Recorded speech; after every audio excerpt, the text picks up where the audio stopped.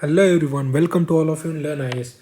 तो आज हम जीएस पेपर 2 का नेक्स्ट क्वेश्चन डिस्कस करेंगे 2019 मेंस का, जो इंटरनेशनल रिलेशनशिप है उस टॉपिक से रिलेटेड है।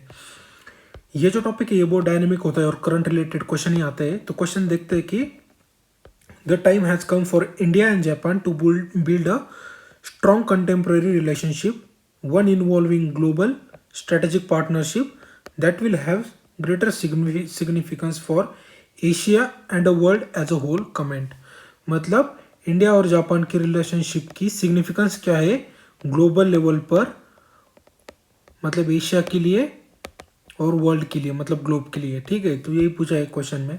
तो क्वेश्चन में हम क्या लिखेंगे? क्वेश्चन में हम लिखेंगे कि इंडिया और जापान की रिलेशनशिप कंटेम्प्रेरी वर्ल्ड में कैसे इवॉल्व हो रही है, क्या क्या स्कीम या फिर क्या क्या प्रोग्राम्स वो आपस में रन कर रहे हैं, और इसकी वजह से कैसे वो एक दूसरे को एशिया और वर्ल्ड के लिए अपने आप को तैयार कर सकते हैं और एक ग्रेटर रोल प्ले कर सकते हैं। सबसे पहले इंट्रोडक्शन देखेंगे। इंट्रोडक्शन कहता है कि इंडिया जापान रिलेशनशिप को डिस्क्राइब किया जाता है as one of the most rapidly advancing relationship in India और and emergent as a significant factor for contributing the stability and security in Indo Pacific region. ठीक है, मतलब इंडिया और Japan relationship को one of the most rapidly developing और advancing relationship कहा जाता है।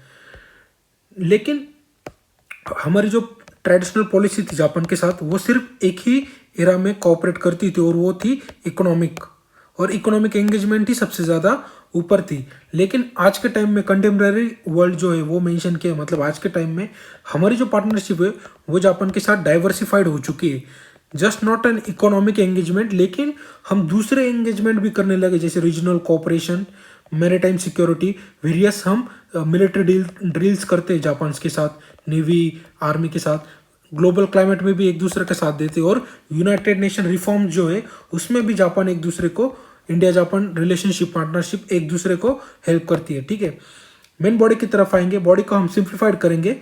बॉडी को हम लिखेंगे कि सबसे पहले इंडो पैसिफिक रीजन में जो है वो इंडिया और जापान क्या कर रहा है, कौन से प्रोग्राम्स कर रहा है, जिसकी वजह से उनका जो करंट रिलेवेंस है कंटेम्प्रेरी टाइम में वो बढ़ चुका है।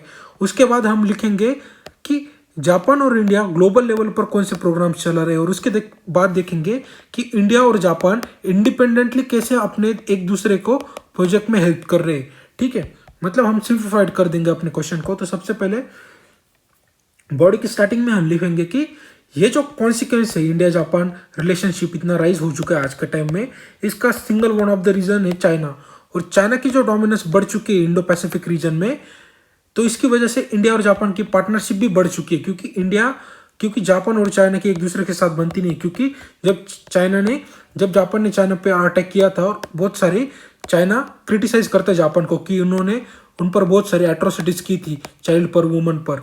तो इसकी वजह से चाइना और जापान के रिलेशन कुछ अच्छे है नहीं, और इसकी वजह से जो है वो जापान भी इंडिया के क्लोज आता जा रहा है, क्योंकि इंडिया और चाइना ये दोनों के भी रिलेशन ज़्यादा ठीक लेवल पर अच्छे नहीं है। और बहुत इंडिया जापान स्ट्रैटेजिक कन्वर्जेंस कर रहे हैं ताकि एशिया की जो बैलेंस ऑफ पावर है उसको वो रिकैलिब्रेट कर सके। तो सबसे पहले हम देखेंगे कि ऐसे कौन से इनिशिएटिव है जिससे इंडिया और जापान की जो रिलेशनशिप है वो आज के टाइम में बहुत इसेंशियल और स्ट्रैटेजिक लग रहे हैं। सबसे पहले कि इंडिया और जापान के इंडो पैसिफिक रीजन में कौन से कॉपरेशन है। सबसे पहले कि इंडिया की एक्ट ईस्ट पॉलिसी, आपको पता है हमने जो हमारी लुक ईस्ट पॉलिसी थी उसको रिकैलिब्रेट करके एक्ट ईस्ट पॉलिसी किया। मतलब सिर्फ वेस्टर्न कंट्रीज पर हम यूएसए या फिर यूरोप पर ध्यान नहीं देंगे, लेकिन हम एशियन, जो जापान, जो ईस्टर्न साइड पे जो देश है उस पर भाई इक्वली फोकस करेंगे। और जापान की भी एक पॉलिसी है free and open Pacific strategy. तो इससे क्या है, ये दोनों एक दूसरे को कोऑपरेट कर रहे हैं, उनकी सेम एरिया पर फोकस, एक इंडिपेंडेंट पॉलिसी है। ठीक है, दूसरी चीज है इंडो पैसिफिक रीजन में कोऑपरेशन की, कि दोनों चाहते हैं कि यहाँ पर रूल ऑफ लॉ को स्ट्रेंथन किया जाए और जो फ्रीडम ऑफ नेविगेशन है उसको भी अपहोल्ड किया जाए।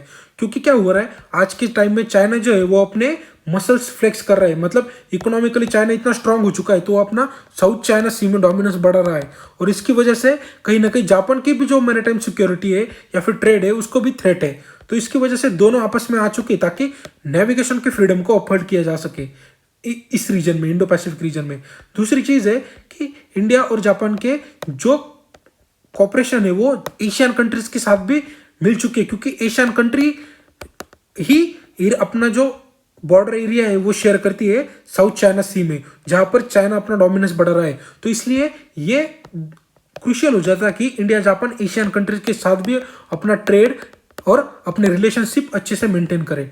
ठीक है, तो हमने देख लिया कि इंडो पैसिफिक रीजन में दोनों कैसे कोलैबोरेट कर रहे हैं, एक अच्छा गाइडेंस दे रहे हैं पूरे देश को इस रीजन में। तो देखते हैं कि वर्ल्ड लेवल पर ऐसे कौन से प्रोग्राम दोनों रन कर रहे हैं। सबसे पहले एशिया अफ्रीका ग्रोथ कॉरिडोर, ये दोनों कंट्री का कॉपरेशन है। इंडिया जापान दोनों कलेक्टिवली इन्वेस्टमेंट कर रहे हैं अफ्रीकन नेशंस में, और जापान ने कहा है कि वो $200 बिलियन एशिया अफ्रीका रीजन में आने वाले टाइम में स्पेंड करेगा। इससे क्या होगा, सिर्फ 21वीं सेंचुरी एशिया की सेंचुरी नहीं होगी जिसमें चाइना सबसे बड़ा रोल प्ले करेगा, लेकिन ध्यान हटाकर हम ये एशिया अफ्रीका सेंचुरी बनाएंगे, मतलब चाइना से दूर लेके जाएंगे। ठीक है, लेकिन आप देख रहे होंगे अभी करंटली न्यूज में कि चाइना है वो भी अपना इन्फ्लुएंस एशिया में बढ़ा रहा है। और रिसेंटली न्यूज भी आई थी कि अफ्रीकन कंट्रीज है वो चाइना के डेट ट्रैप में फंसे जा रहे हैं। चाइना से बहुत सारे लोन ले रहे हैं और वो रीपे करने के लिए और लोन उनको चाइना से लेना पड़ रहा है। ठीक है, तो वो बात की बात हुई।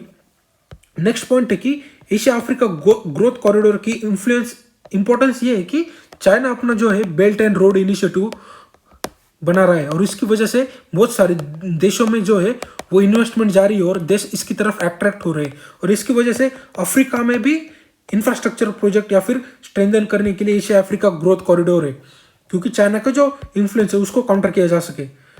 नेक्स्ट, वर्ल्ड लेवल पर इंडिया और चाइना कैसे जापान कैसे कोलैबोरेट कर रहे हैं, क्योंकि आप रिसेंटली पढ़ रहे होंगे कि क्वाड ग्रुपिंग जो है जिसमें 4 देश आते हैं। कौन से? इंडिया, जापान, यूएसए और ऑस्ट्रेलिया। ये आपस में जुड़ चुके हैं ताकि इंडिया पैसिफिक रीजन को वो स्ट्रेंथन कर सके और चाइना का जो डोमिनेंस है सिंगल मोस्ट रीजन उसको काउंटर कर सके। इसके लिए क्वाड बनाए गए हैं। ये इनफॉर्मल ऑर्गेनाइजेशन है जो चाइना को काउंटर करेगा। इसमें भी जापान और इंडिया साथ में है। नेक्स्ट जो है, जापान अपने various project north east connectivity में भी इन्वेस्ट कर रहा है, और इसकी वजह से ये क्रूशियल हो जाता है क्योंकि इंडिया की एक्ट ईस्ट पॉलिसी का सबसे मेन डोर कौन सा है? नॉर्थ ईस्ट ही है। नॉर्थ ईस्ट की तरफ से ही इंडिया अपना एक्ट ईस्ट पॉलिसी को अच्छे से इंप्लीमेंट कर सकता है। इसकी वजह से जापान का कोऑपरेशन इंपॉर्टेंस हो जाता है। नेक्स्ट जो है कि इंडिया और जापान अभी करंटली नेगोशिएट कर रहे हैं कि वो कैसे अपने क्रॉस सर्विस एग्रीमेंट्स को बना सकते हैं, मतलब एक दूसरे के मिलिट्री जो फैसिलिटीज है वो यूज कर सकते हैं ताकि जो चाइना का डोमिनेंस है उसको वो वर्ल्ड लेवल पर काउंटर कर सके।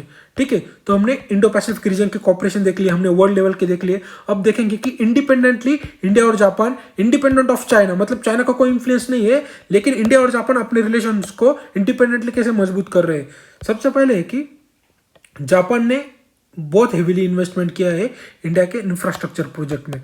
जैसे कि आपको पता होगा, सबसे पहले दिल्ली मुंबई इकोनॉमिक कॉरिडोर में जो है वो जापान ने इन्वेस्ट किया। उसके बाद दिल्ली मेट्रो ने भी जापान में इन्वेस्टमेंट दिखे, और रिसेंटली बुलेट ट्रेन जो गुजरात से महाराष्ट्र तक रन करेगी उसमें भी जापान ने जो है वो कम इंटरेस्ट रेट पर लोन दिया है इंडिया को। ठीक है, और जो है कि इंडिया और जापान ये G4 ग्रुपिंग है उसमें भी एक साथ है, और G4 ग्रुपिंग क्या डिमांड करता है कि यूनाइटेड नेशन सिक्योरिटी काउंसिल में रिफॉर्म लाया जाए, वेटो पावर को कम किया जाए या फिर उसको डाइवर्सिफाई किया जाए और मेंबर्स को भी उसमें ऐड किया जाए।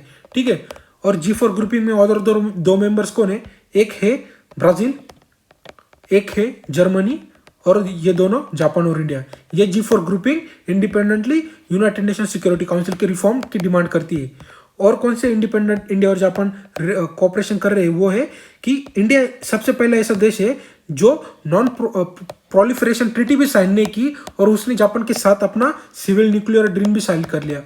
आमतौर पर जो कंट्रीज होती है वो ऐसे नेशन के साथ सिविल न्यूक्लियर डील साइन नहीं करती जो नॉन प्रोलिफरेशन ट्रीटी का सिग्नेटरी नहीं है, लेकिन जापान ने ऐसा किया है। इससे क्या होता है कि इंडिया कितना रिस्पॉन्सिबल न्यूक्लियर नेशन है ये देश वर्ल्ड लेवल पर दिखाई देता है, और इसकी वजह से इंडिया का न्यूक्लियर कोऑपरेशन और दूसरे देशों के साथ भी स्ट्रेंथन हो सकता है। ठीक है, कंक्लूजन की ओर आएंगे।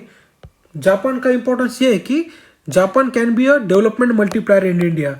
सिर्फ इंफ्रास्ट्रक्चर है इकोनॉमिक फील्ड के लिए नहीं, लेकिन बहुत सारी चीज़ों के लिए जापान एक डेवलपमेंट मल्टीप्लायर एक्ट कर सकता है। इसलिए इंडिया को सिर्फ चाइना की वजह से ही जापान के साथ रिलेशनशिप मेंटेन नहीं करनी चाहिए, या फिर यूएसए की वजह से नहीं, बल्कि किसी भी कंट्री के इंडिपेंडेंटली इंडिया को अपने रिलेशनशिप जापान के साथ एस्टेब्लिश करना चाहिए, क्योंकि बहुत सारे फायदे हैं जापान को, इंडिया को जापान से। और आपको पता है कि इंडिया की अभी बहुत सारी पॉपुलेशन वो यंग है और वो अंडर ग्रोइंग स्किल ट्रेनिंग के अंडर काम कर रही है, इसकी वजह से। और जापान की जो पॉपुलेशन है वो अभी कौन से डेमोग्राफिक स्टेज में है, वो लास्ट डेमोग्राफिक स्टेज में, मतलब उनकी जो पॉपुलेशन है वो सबसे ज़्यादा ओल्ड पॉपुलेशन है, उनके पास अभी लोग नहीं है काम करने के लिए, ठीक है। और इंडिया के पास सबसे ज़्यादा यंग पॉपुलेशन है, मतलब इंडिया अपनी यंग पॉपुलेशन को जापान में भेज सकती है ताकि वो स्किल्ड वर्क कर सकते हैं, इंडिया को भी रिमिटेंसेस और पैसे मिल सके, और जापान का भाई एक दूसरे को साथ काम कर सके, मतलब एक दूसरे को क्या है, सिम्बायोटिक रिलेशनशिप है एक दूसरे की, जापान और इंडिया की, एक दूसरे के नीड एक दूसरे को फुलफिल करते हैं, ठीक है। तो ये था आज के डिस्कशन में, हमने बहुत कंप्रिहेंसिवली जापान का और इंडिया का कोलैबोरेशन डिस्कस कर लिया। फिर से तो क्वेश्चन रिपीट नहीं होगा कि इंडिया जापान की रिलेशनशिप कैसे है, लेकिन आने वाले टाइम में चाइना के क्वेश्चन जरूर आएंगे और उससे रिलेटेड यूएसए के क्वेश्चन आएंगे, तो आप जापान को ये सारे प्रोजेक्ट के साथ मेंशन करना ही पड़ेगा, ठीक है। तो ये था आज के डिस्कशन में, thank you very much for the discussion.